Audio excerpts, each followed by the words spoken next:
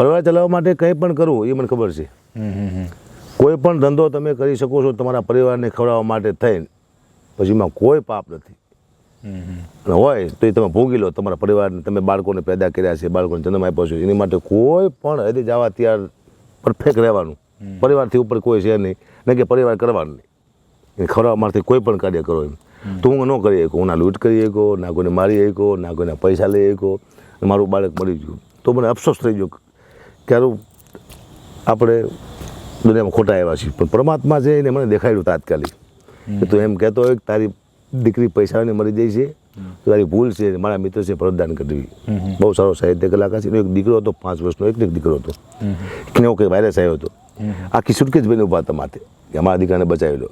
તો એ દીકરાને ન બચાવી કે અરે મેં મને જોયું, મેં કીધું હા પરમાત્મા એમ કહે છે કે પૈસા હોય તો બાળક નથી બચતું. એનું નિમિત્ત લખ્યું હતું એટલે વહી ગઈ. પૈસા હોય કે ન હોય એનાથી કે મતલબ છે નહીં. પછી મને એમ થયું નહીં